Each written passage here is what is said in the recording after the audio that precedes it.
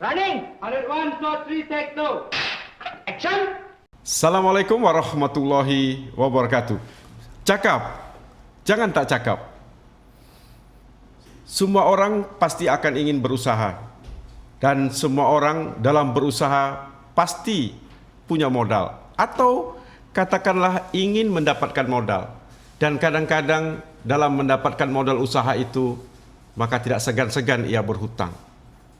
Apakah hutang adalah langkah yang terbaik? Maka podcast Suara Hardi akan menjawabnya. Bersama kami, salah seorang aktivis masyarakat tanpa riba. Dan saya ucapkan Assalamualaikum buat Tuan Masnu. Waalaikumsalam warahmatullahi wabarakatuh. Senang bertemu sahabat-sahabat yang hari ini mempunyai komitmen terhadap anti riba. Karena bagaimanapun ini persoalan besar. Bukan persoalan yang dianggap biasa. Tapi kalau orang berhutang seakan-akan adalah hal-hal yang biasa. Dalam pengalaman Bang Masnu, apa yang sebenarnya terjadi pada masyarakat? Izin Bang, kami memperkenalkan MTR dulu ya Bang. Ya, silakan. Ya. Kami alhamdulillah kebetulan saya juga salah satu pegiat di Kepri, pegiat MTR dan insya Allah pegiat nasional. Di apa itu MTR? MTR adalah suatu gerakan sosial kemasyarakatan yang melakukan tindakan nyata, dimulai dari penyadaran kepada umat tentang tabiat buruk berutang dan dosa riba. Masya Allah. Mengapa Mas Nun tertarik terhadap itu? Alhamdulillah dulu saya pelaku Bang, pelaku ngutang, pelaku riba. Jadi sebabnya kata orang di dunia ini apa sih yang siapa sih yang tidak pernah berhutang gitu ya? Betul. Jadi pengalaman Mas Nun dengan berhutang ini bagaimana sebenarnya? Ya alhamdulillah Bang, alhamdulillah saya punya usaha ya besar dari hutang, dari riba gitu kan. Kok riba? Ya karena kita hutang di lembaga keuangan. Dan biasanya memang riba karena ada bunga, denda dan biaya yang lain. Biaya. Jadi ternyata memang karena memang sudah ada di Al-Quran bahwa Allah akan memerangi riba dan menyuburkan sedekah. Nah, jadi sampai kapan kita akan bergelut dengan riba? Jadi alhamdulillah ya saya cepat disadarkan nih Bang. Saya baru sadar nih Bang, 2008 Mei saya baru sadar. Kalau boleh tahu siapa yang menyadarkan? Teman-teman Bang. Dari masyarakat tanpa riba juga. Ya, yang mereka alhamdulillah deketin saya, Mas coba ikut. Iya. Karena kelihatan mukanya murung. Kenapa? Pasti banyak utang. Iya betul. Dari bukan kelompok, saya kira komunitas sahabat-sahabat masyarakat tanpa riba, Mas Nur ada di situ. Apa yang kemudian dirasakan? Alhamdulillah Bang, nanti saya bercerita bahwa ternyata ada beberapa tabiat buruk utang di dunia. Ya, jadi saya ngalamin Bang. Ternyata ya pokoknya ada beberapa nanti saya terangi, kita sharing, nggak fokus gitu kan Bang. Terus ada gelisah di malam hari, terhina di siang hari gitu kan. Jadi mukanya tidak sesuai dengan aslinya gitu. Harusnya mukanya umur 30, tapi kelihatan umur 50 gitu. Takutnya muka saya itu. Tapi setelah kita hijrah Bang, umur kita 50 bisa dibilang umur 30 Bang. Wah itu bahaya. Di rumah kalau terlihat muda bahaya juga. Tapi bukan masalah itu ya. Mungkin itu persoalan lapang hati mungkin ya. Iya Bang. Orang-orang yang tanpa riba ini mungkin ada semacam kepolosan, kesucian atau apa namanya? Kenyamanan hati. Nyaman ya, kenyamanan. Itu yang Mas Nur rasakan setelah hijrah itu. Iya, betul Bang. Jadi mohon maaf, kita alhamdulillah ya saat ini sedang berjuang keluar dari utang. Tapi kita sudah tahu bahwa memang utang itu dalam Muslim memang harus dibayarkan. Tapi kita punya cara gitu. Kita punya cara supaya utang tetap lunas, hidup juga nyaman, usaha juga tetap jalan. Nah, bagaimana caranya? Alhamdulillah Bang, izin saya sharing tentang beberapa tabiat ya Bang. Jadi ada di sini memang utang membuat orang kecanduan. Kenapa kecanduan? Tadinya kita mungkin merasa utang handphone, misalnya Bang yang kecil. Kenapa merasa saya bisa bayar utang kok yang handphone? Naik tingkat nih Bang, kecanduan. Besok cobalah saya utang motor.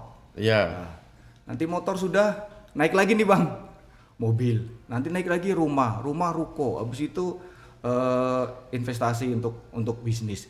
Nah, itulah yang kita kecanduan. Terus ada nilainya selalu bertambah. Ini salah satu tabiat bang. Kenapa nilainya selalu bertambah? Karena di situ ada bunga. Kalau kita telat, pasti kena denda. Ada bunga, nambah betul. lagi. Yang ketiga bang, utang menambah beban hidup lah. Ini bang, ini yang asik. Maksudnya asik dalam arti hampir semua teman-teman yang pernah jadi pelaku riba, mereka ngalamin ya akan beban banget karena tidak sebanding dengan kenaikan penghasilan, tidak sebanding dengan kenaikan pengeluaran. Termasuk tadi membayar hutang. Betul. Misal sebenarnya kalau teman-teman bisnis itu sebenarnya kalau kita ngutang kita sebenarnya belum mampu, tapi kita dimampu-mampukan. Tapi katanya dipercaya oleh bank. Iya itu kalau kita bicara itu kemelekatan dunia bahwa ternyata ada seseorang yang mempercayai kita, padahal bukan bang sebenarnya. Orang yang memeras kita. Enggak juga ya. Enggak juga. Tetapi maknanya adalah bila dia dikenakan bunga, maka ia pasti akan bertambah berat beban hutang itu. Iya, karena nambah kan bang. Kalau di Muslim itu kan, misal utang 1 juta ya dibayar 1 juta, tidak ada kelebihan. Iya. Kelebihan itulah riba itu. Nah, itulah yang tidak, mohon maaf, hidup kita tidak berkah.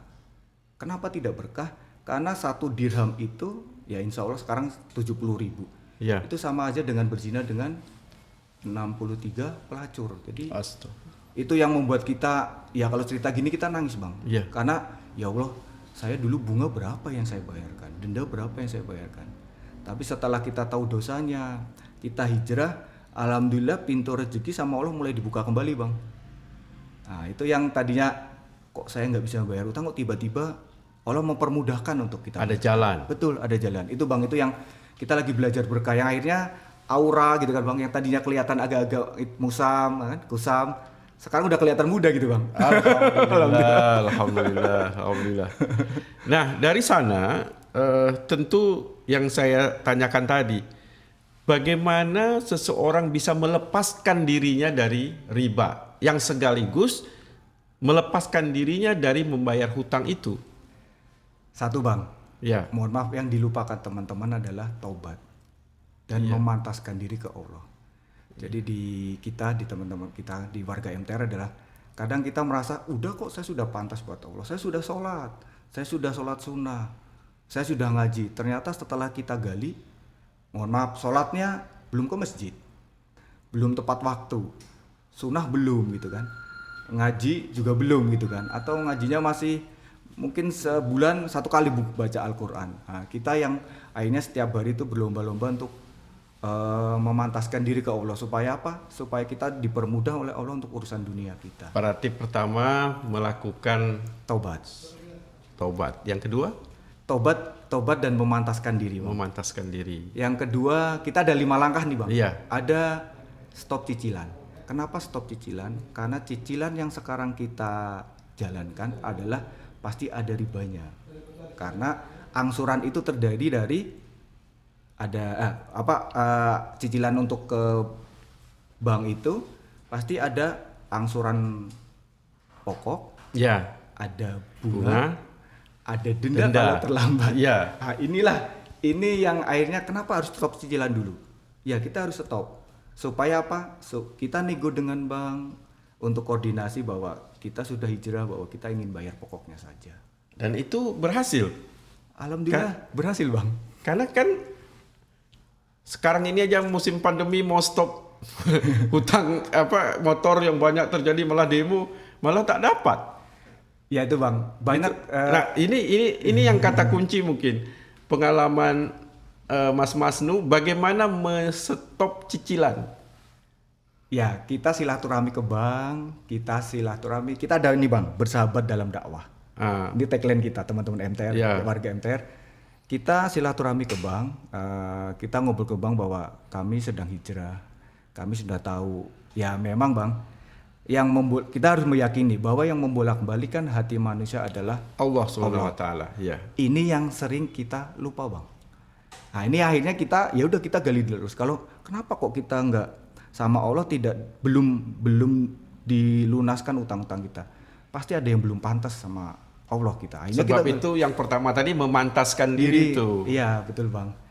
Dari sana insya Allah tentu yang kita berharap adalah kuasa Allah akan hadir. Betul, itu Bang. Itu yang... Dan biasanya dari sahabat-sahabat MTR ini berhasil.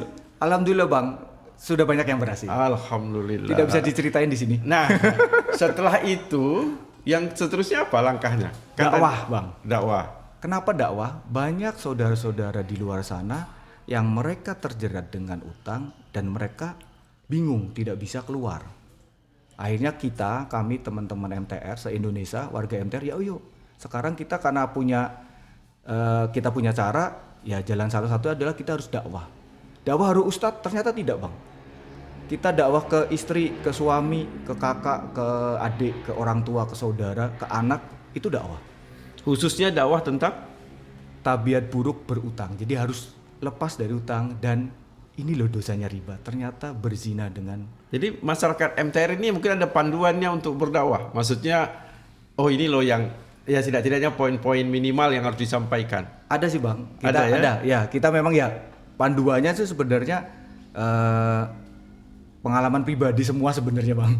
Oh gitu. Pengalaman pribadi kita. Ya alhamdulillah di sini Bang nanti ada nih Bang pengalaman pribadi teman-teman pengusaha nasional bahwa ternyata bisa hijrah dan bisa keluar dari utang. Dan sampai ada yang 200 M bisa lunas Bang. Karena apa? Karena kuasa Allah. Dan ya kita harus yakin bahwa Allah tuh ada. Selama ini kita lupa bahwa kita lupa menghadirkan Allah di kehidupan kita. Nah, dari berdakwah itu tentu juga ada persoalan. Betul. Karena syaitan juga bekerja. Pasti. Nah, pengalaman Mas Masnu dari langkah-langkah berdakwah itu bagaimana? Ya, situasi ini kita ngalamin nih Bang. Karena biasa kalau kita ini kan istilahnya ngelunasin utang dengan silaturahmi, dengan bertatap muka. Nah, pada saat COVID-19 kita sempat ada godaan setan. Wah, ini nggak bisa kita dakwah. Betul. Nah, akhirnya ya alhamdulillah kita belajar online. Akhirnya ya dakwahnya online. Saya mohon maaf, ada cerita teman-teman yang sudah berpindah untuk tanpa riba. Ya. Akhirnya berpikir, terpaksa balik lagi ke katakanlah pinjaman-pinjaman yang menggunakan bunga itu. Betul. Itu bagaimana? Mungkin tadi persoalan memantaskan dirinya itu mungkin belum kuat ya. Satu Bang, saya pernah diingatkan oleh UAS Bang. Ya. Jangan keluar dari gerombolan ini, komunitas ini. Nah, kebanyakan teman-teman yang sudah hijrah, mereka keluar dari komunitas, mohon maaf, mereka balik lagi ngeriba. Habis itu sujud-sujud lagi, ampun-ampun lagi, Mas bantuin lagi Mas kelar. Ayo, karena yang bisa membantu adalah kita sendiri Bang. Ya, karena katanya kalau kambing lepas dari gerombolannya, maka dia akan terkam harimau. Iya, betul Bang. Itu akhirnya kita selalu mengingat, ayo jangan keluar dari komunitas, tetap di gerombolan, tetap di komunitas ini. Jadi susah senang pun bercerita di situ. Betul Bang. Tetap istiqomah, karena ya memang istiqomah berat Bang. Yang mudah itu istirahat kan. Jadi saling mengingatkan kita. Iya. Yang susah lagi bukan istirahat, istri lebih satu. Mas Masnu, setelah berdakwah, apa lagi kira-kira yang bisa meningkatkan seseorang untuk tanpa riba itu? Ikhtiar Bang. Ikhtiar. Ya. Ini yang juga bagian dari kita ikhtiar. Kalau yang memang pekerja ya kita tetap bekerja. Yang pebisnis, yang wira swasta gitu ya kita tetap mencari rezeki. Karena apa? Ya itu. Saya ngalamin sendiri Bang. Pernah susah bayar utang ke tenan gitu ya Bang, ke teman-teman tenan. Tapi setelah hijrah 2 tahun saya susah bayar utang, tapi setelah hijrah 1 tahun dimudahkan oleh Allah. Jadi pakai uang mana? Ternyata ya bisa ternyata, karena memang kadang-kadang kita masih ada kemelekatan dunia Bang. Masih ego bahwa nantilah uangnya dibayar nantilah. Nah, inilah yang akhirnya kita juga menzolimi para tenan-tenan kita, kawan-kawan kita. Nah, ini yang akhirnya nggak berkah. Ikhtiar tentu sebuah keharusan. Tapi kadang-kadang ya Allah yang Maha memberi rezeki, Ada orang yang sudah berikhtiar mungkin siang malam, tetapi rezeki yang dia dapat itu tidak dapat menutupi untuk katakanlah tadi membayar hutang walaupun mungkin tanpa bunga. Itu bagaimana? Kembali ke pasal 1 Bang. Sudah pantaskah kita untuk Allah untuk dilunasin utang kita? Masya Allah. Jadi ada 5 langkah, gampang nggak? Susah Bang, karena bolak-balik aja itu gitu yang kita lakukan. Tapi ya selalu harus update ke Allah bahwa saya kepengin pantas ke Allah, saya harus. Nah itu Bang, itu yang memang harus saling sinergi, harus saling mengingatkan Bang. Ya kalau di negara kita Republik Indonesia kembali ke sila pertama. Ketuhanan yang Maha Esa. Baru bisa bicara keadilan, bisa permusyaratan, persatuan sepanjang nomor satunya terjaga. Nah ini juga upaya-upaya kita semua ini harus kembali ke nomor 1 yang Mas sebutkan tadi adalah tobat dan memantaskan diri ke Allah. Ya. Persoalan memantaskan diri ini itu adalah sebuah proses. Betul. Ya, saya kira sebuah proses dan tentu tantangannya juga luar biasa. Kriterianya itu apa? Untuk apa nih Bang? Memantaskan diri. Kita dapat memantaskan diri setidak-tidaknya di depan Allah dan juga mungkin sikap kita terhadap usaha yang mau kita lakukan.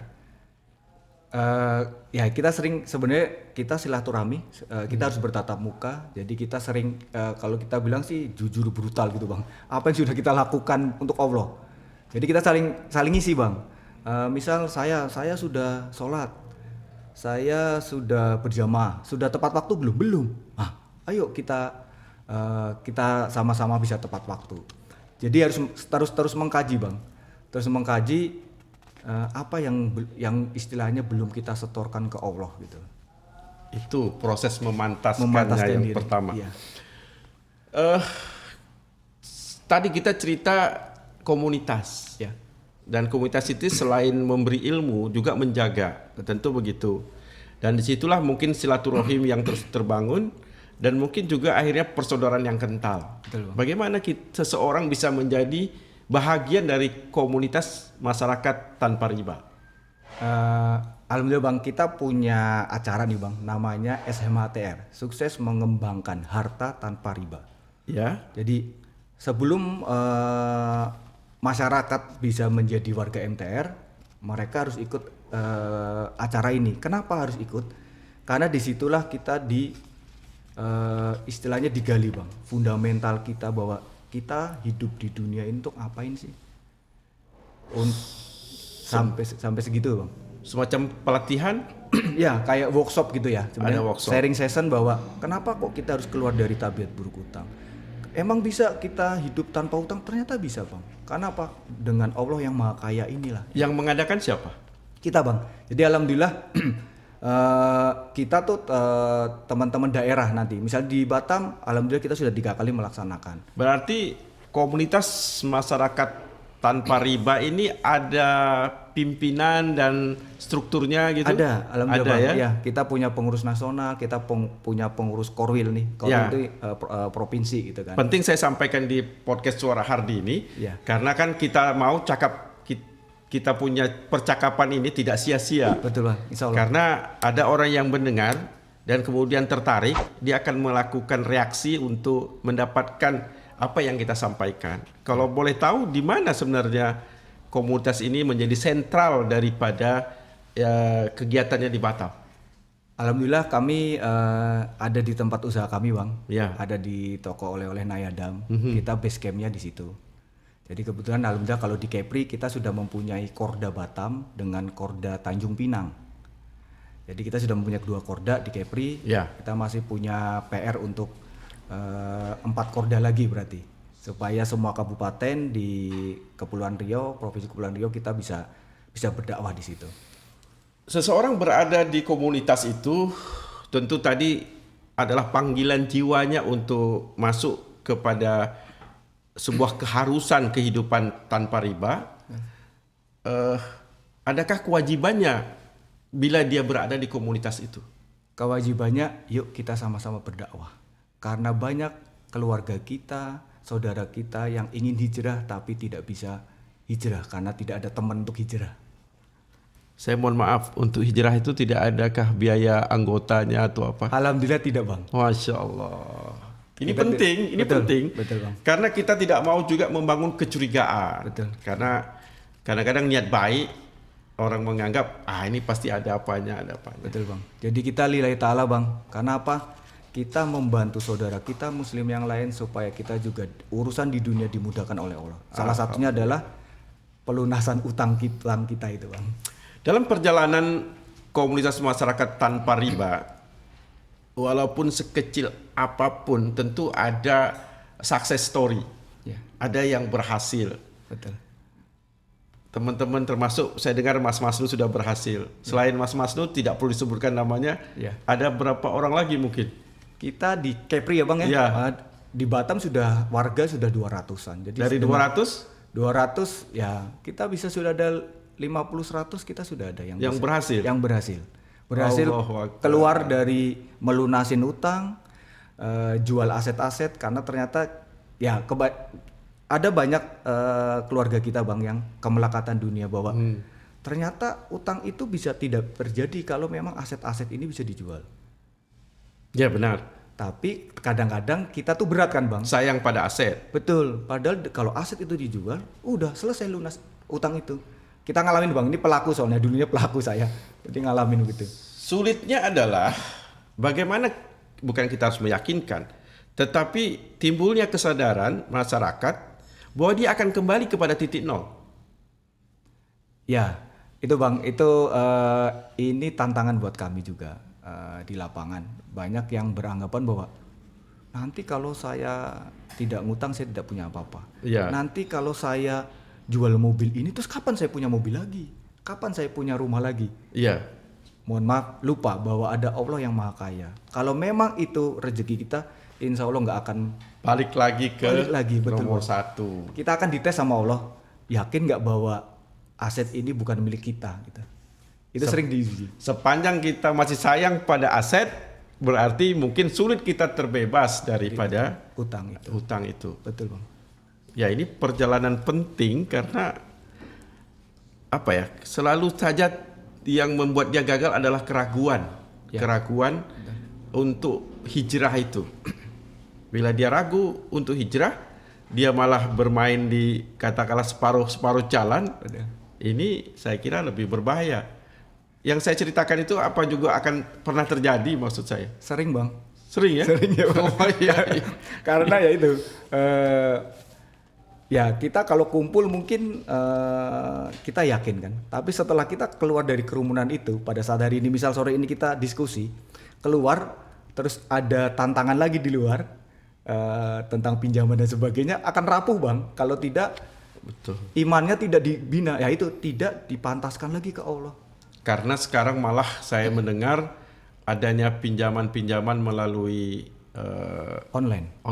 Ya, dan itu banyak kali saudara-saudara kita mereka merasa tertipu. Betul. Tapi kita juga menyimpulkan kalau mereka tidak mendapat kesulitan, saya kira mereka pun tidak berani melakukan pinjaman itu. Ya, Bang, betul. Ya kan, di dua sisi itu. Saya kira ini juga proses pembelajaran bahwa berhutang itu mudah. Betul. Membayar hutang itu yang sangat-sangat sulit, apalagi sesuai dengan syariah. Itu ada tabiat tuh, Bang. Ada tabiat berhutang, membayar kepastian dengan ketidakpastian. Oh gitu ya? Apanya yang pasti? Haha. Utangnya pasti, Bang. Lembaga keuangannya pasti. Tanggalnya pasti. Iya. Tanggalnya pasti, bunganya juga pasti. Iya. Yang tidak pasti adalah rezeki untuk membayar. Itu pengalaman konkret Mas Masnu ya? Asli saya. Saya banget itu, Bang. Alhamdulillah. Setidak-tidaknya kita mempunyai sampel langsung hari ini. Insya Allah. Karena selalu kita bertemu, mohon maaf, dengan narasumber, dia tidak menjadi pelaku, tapi dia mungkin pengamat atau orang-orang yang diberikan kelebihan untuk mendapatkan ilmu itu. Tapi hari ini saya ketemu Mas Masnu yang ya selain sedang melakukan bersama komunitasnya juga adalah pernah pelaku Bang. Ya, karena kata orang pengalaman itu adalah yang paling berharga. Iya betul Bang. Ilmu itu kan timbul setelah orang bercerita terhadap pengalamannya. Dari cerita itu, dari pengalaman-pengalaman berharga, apa yang ingin disampaikan oleh Mas Nur lagi? Ya, marilah kita sama-sama keluar dari tabiat buruk berutang, karena memang kita sudah menemukan 36, kita di buku revisi ke-13 nih, buku BMM, buku merah MTR, sudah 36 dan banyak Bang, insya Allah banyak kita tambahan, hampir tiap revisi kita kita punya tambahan tabiat buruk berutang. Jadi yuklah kita hidup berkah tanpa utang. Insya Allah. Dan saya melihat buku, saya alhamdulillah dihadiahkan oleh Mas Nur sebuah buku, dan tentu saja tidak semua teman-teman yang melihat podcast ini mendapatkan buku ini. Tapi saya juga membaca, ada website di masyarakattanpariba.com. Teman-teman juga dapat mengakses dan mendapatkan buku yang sama seperti yang saya pegang ini. Sahabat podcast Suara Hardi, berhutang, jangan berhutang. Riba dan jangan riba. Tapi kalau cakap, jangan tak cakap. Terima kasih Mas Nur. Terima kasih semuanya. Wassalamualaikum warahmatullahi wabarakatuh. Waalaikumsalam.